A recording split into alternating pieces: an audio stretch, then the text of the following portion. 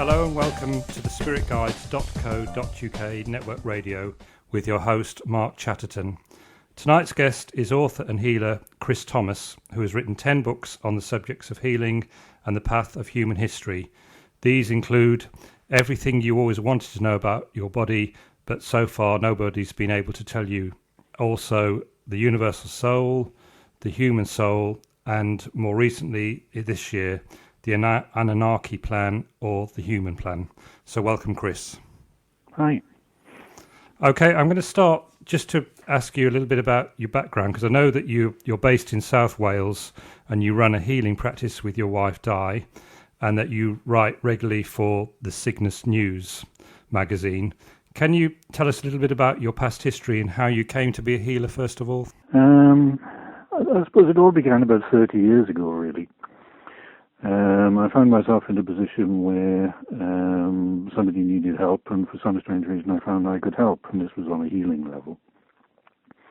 And as I didn't know anything about healing at the time, I thought I'd better investigate it, and really so it's all stemmed from there.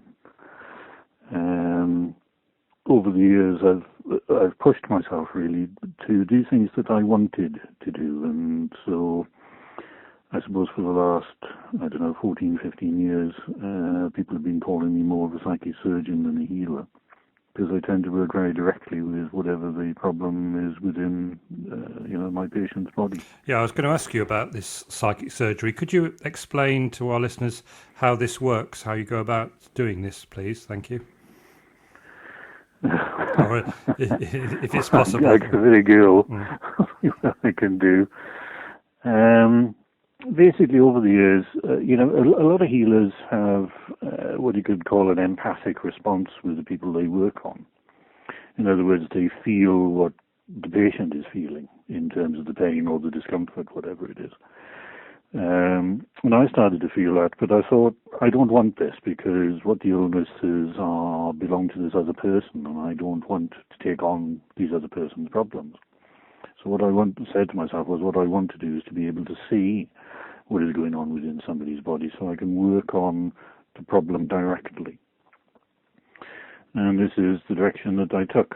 In the end, certainly, as I say, for the last 14, 15 years, I've been able to scan the body in the same way as, say, a medical MRI scanner does it, and also to read DNA, because DNA is a person's history. This is what so-called junk DNA is. It's people's long-term memories of things. And so by being able to target specific areas of the body and actually see what the energy patterns I was working with were doing within the body, then it meant that I was able to work very specifically on regions that required work. So that's essentially what psychic surgery is really all about. Is if you think of medical surgery, then what they do is work on specific organs and specific problems. And this is what a psychic surgeon does, but without obviously breaking the skin or cutting organs out. So it's repairing the body whilst it's still working. So apart from doing all your healing and psychic surgery, you've also written quite a lot of books about the history of the Earth, and I understand you're able to access the Akashic records, which is about the history of the Earth. Could you tell us a little bit about how you're able to do this and what these records tell us that conventional spiritual teachers don't? Sure. I found out at about age 7, I think it was, that somehow I could access information which other people didn't seem to have access to. And then obviously it took me a long time to work out quite what it was I was accessing. So essentially, I seem to be hardwired into the record-keeping aspect of the human mass consciousness, which is what essentially the Akashic is. The word Akashic is ancient Sumerian. It basically just means that. It means record. So everything that occurs on Earth is recorded within this region that has become known as the Akashic. But the Akashic itself is solar system wide, so it doesn't only apply to Earth, it applies to the solar system, to the galaxy, and ultimately to the universe as a whole. So it is possible to access through the Akashic every single event that has ever occurred within this universe since it was first created. Now, the purpose of the Akashic is one generated specifically by the creationary source, shall we say, because the purpose of the universe is to investigate on behalf of this creator whatever it is the creator wants to investigate. And so the Akashic is a record of everything that has ever occurred within this universe. So when the universe collapses and goes back to this creationary source, all the answers of the questions it ever asked are stored within the Akashic itself.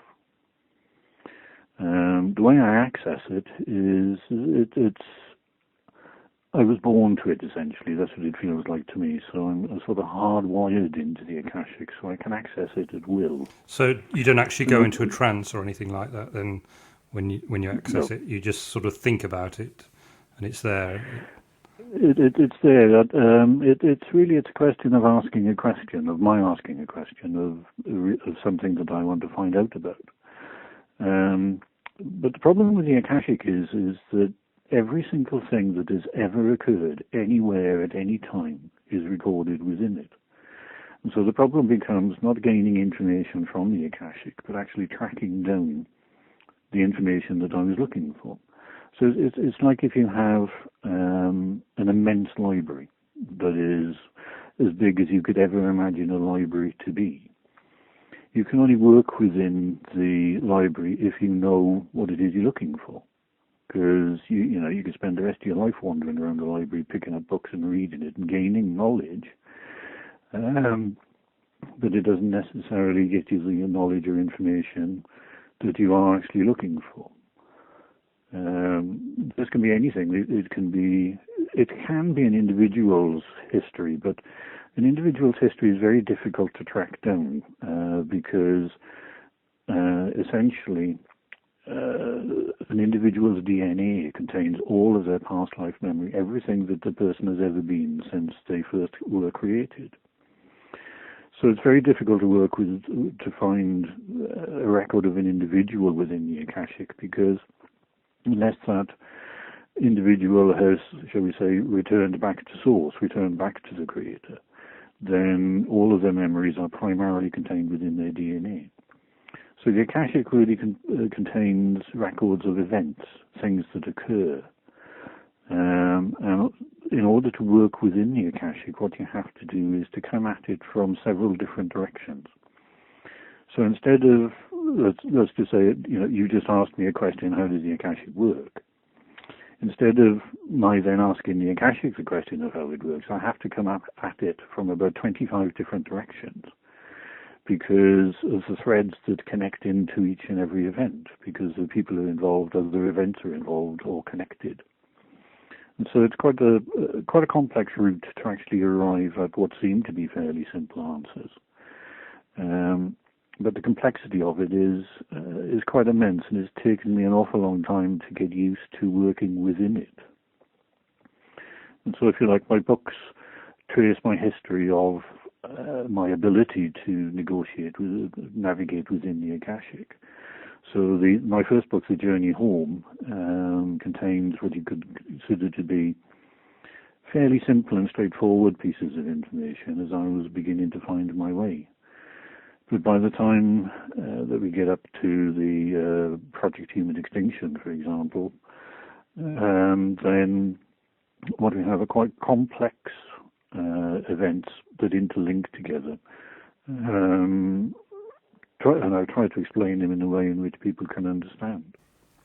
So I was going to say, are there any other people like you that can access the Akashic as well? Are you aware of other people like that at all? Yes, of course there are. I'm not unique within No. But they each have their own way of doing it. A lot of people do need to go into a trance, into some kind of meditation, or work with spirit guides, which I don't. I don't work with guides. not in the only time I ever work with guides is if they're connected with a patient I'm working on. But beyond that, then no, I don't work with spirit guides at all. So my access to the Akashic is direct. It's like literally like reading a book that's open in my mind. Whereas other people will access it through different means. So if anyone wanted to access the Akashic and they were spiritually minded, would they be able to do it themselves, or that they needed a sort of teacher to do this? It can be done, but yes, it's preferable to have a route map, shall we say, of how you start getting into the process. And also it takes a lot of practice and determination to actually to be able to access it directly, purely and simply because of the amount of information that's in there, and sometimes apparently contradictory information that's in there. But it can be done. In fact, many years ago, I developed a meditation to help people to do this. So it's quite a simple meditation. And by using that meditation, then effectively it's teaching people to access the Akashic. Okay. Now, I want to move on to some of the different aspects in your books. The first thing I wanted to ask you is, in your book, Planet Earth, the Universe's Experiment, and in your capacity as a healer, you've mentioned that you've come across patients who've got alien implants or chips in them. Are these actually... Yeah. Is that right? Oh, yes. Yeah. Are these actual physical or psychic objects that are there, and have you actually removed them? I wouldn't call them psychic objects, but they are energies. They are made, everything in the universe is made of energy, ultimately. What we see as something physical is purely and simply because our brains are tuned to the frequencies that object exists at. So, I don't know if you've got a desk in front of you at the moment. That desk is actually made out of energy. If you break it down to its atomic structure, what you see is an awful lot of space held apart by energy patterns. And therefore, the desk itself isn't solid in an energy sense, but our senses are tuned to accepting the desk as being a solid object, a physical object. But if you create something that is of a slightly different set of energy patterns, then our brains are not tuned to be able to see those energy patterns. And this is the level that these implants and chips exist at. So when I've encountered them in people's bodies, they are in an energy form. But because, I've trained myself to actually track these things down and work out what they are and how to see them, then yes, I will see them on a psychic level and read the energy patterns that they're constructed from to work out quite what it is these chips are designed to do, or what effect they're having on the person's body. More often than not, the people who've consulted me with these kinds of implants know that there's something there within their system that is beyond the physical, but can't understand it or can't explain it. But it's these chips are having the effect. There are several different types of these things. They're very rare, I have to say. So I know a lot of people are fascinated by these things, but essentially, no more than about 1% of the total human population on the planet will have any of these chips at all within their system. So 99% of the population do not have these things. Only 1% do. I saw a lot of them because I'd trained myself to be able to see them and deal with them and how to work them out and to remove them from people's bodies. But most healers wouldn't encounter them at all because 99% of the population wouldn't have them. But the effects they can have on the body can be quite devastating and very physical. Do you want to go into a little bit? Yeah, if you could sort of perhaps give an example or two of someone you've dealt with and how it's affected that person. Okay. There's one type which has generally very physical effects on people, which goes